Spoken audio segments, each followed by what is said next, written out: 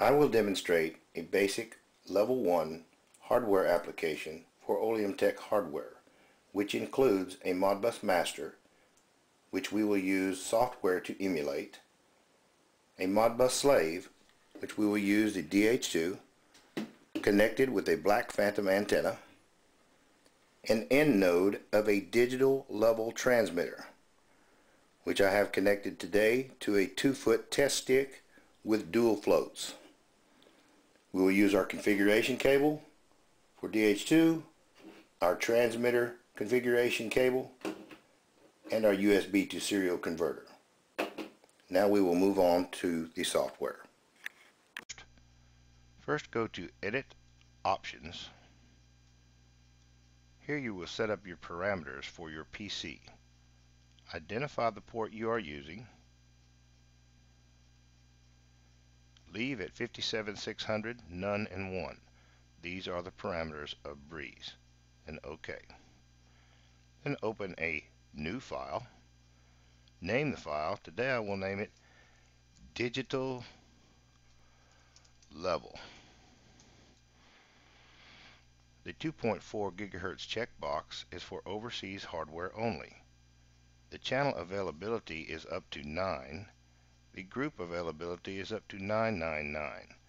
We ask that you set these accordingly, but dial away from each other if needed, if sites are closer than 2,500 feet.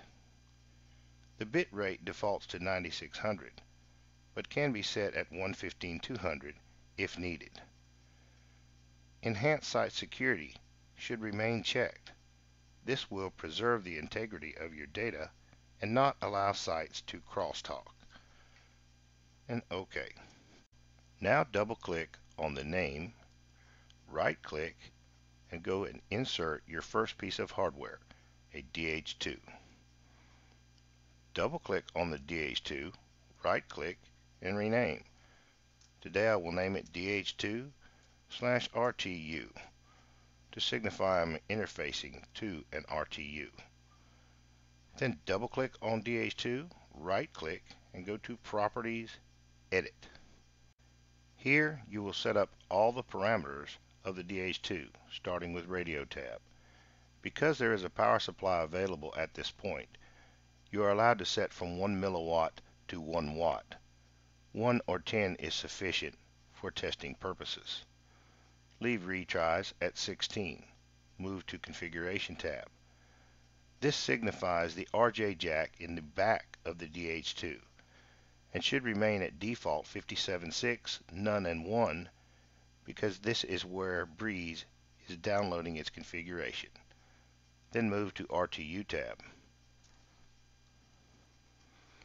RTU tab is signifying the Phoenix connector in the front of the DH2, which is a slave to the Modbus master. If you are wiring for 485, you would check this box. The slave ID is 1. You can change if needed. If you need extended register addressing, you can check here, this box. If you need split 32-bit values, you can check this box. You should set your baud rate for whatever your RTU or PLC is doing across that COM port. Today we are doing 9600, none, and 1. Then click OK. Now that parameters have been set for the DH2, we will insert our next piece of hardware.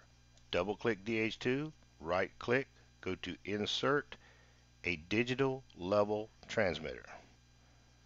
Double-click on the transmitter, right-click, and rename. Today I will name it Tank 1.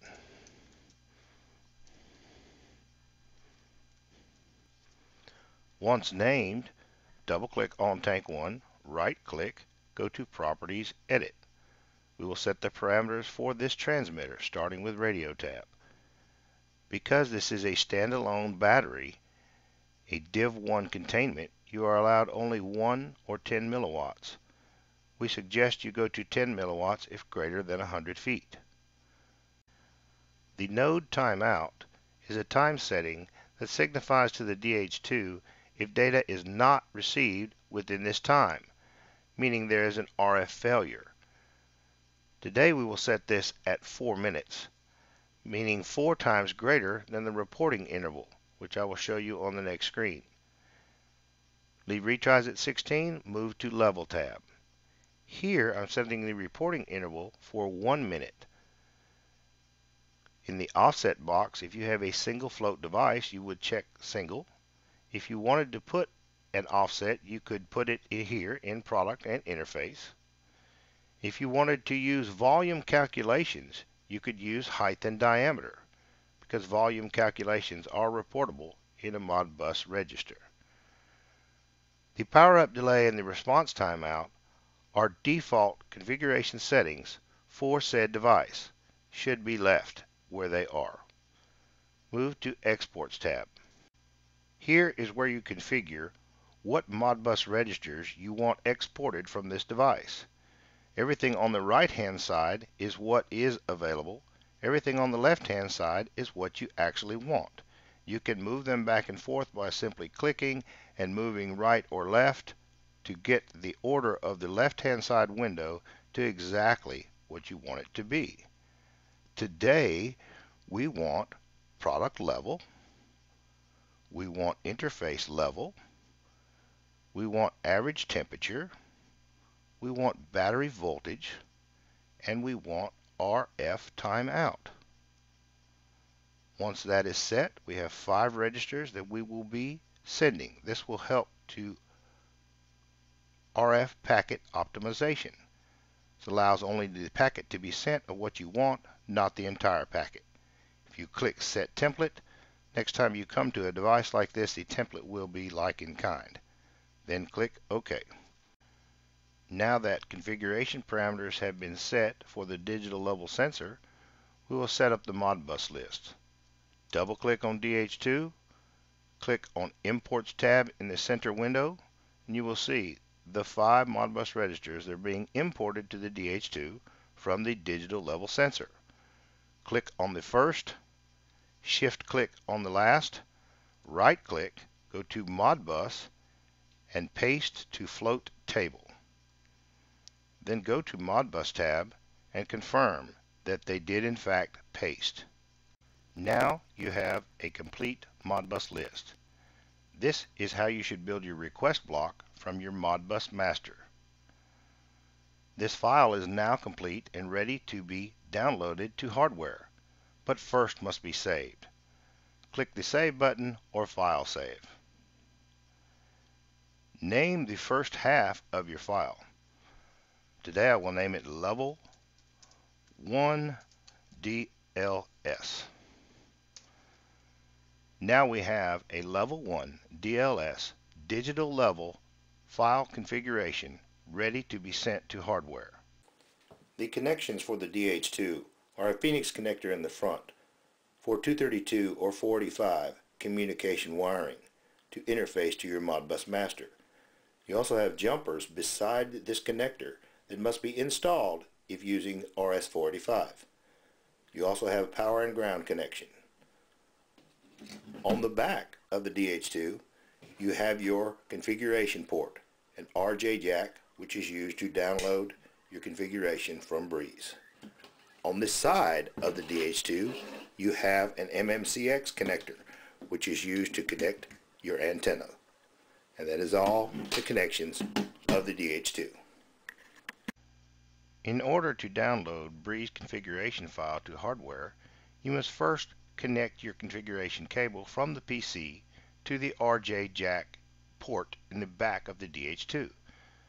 Double click on DH2, right click, then click Update Device. In your Build tab, you should see DH2 Configuration Download OK. If you do not, try to download again. Once download is complete to DH2, you can move to download configuration file to next piece of hardware. Transmitter connections include a 3-pin flat for battery connection, a 4-pin flat for Breeze configuration connection, and the reset switch is located right beside both connections. Move the configuration cable to the digital level transmitter. using the pigtail with 4-pin flat. Then double-click tank 1, right-click, and hit Update Device. If Site Security Mismatch window comes up and asks if you want to reprogram the security key on the field device, yes will change the key, no will not change the key, but either will still push the file to the device. Today we have a new file. Yes, we want to change the key. Note in my Build tab that I see Tank 1 Configuration Download OK. I know that the configuration file was loaded and accepted. While still connected to the digital level transmitter, double-click on Tank 1, right-click, click on Connect. Once connected, click on the Level tab, then click the Read tab. This will give us the actual readings of the product level, the interface level, and the temperature. Note that in the blue bar, RF OK means the DH2 acknowledged the data. Then click OK.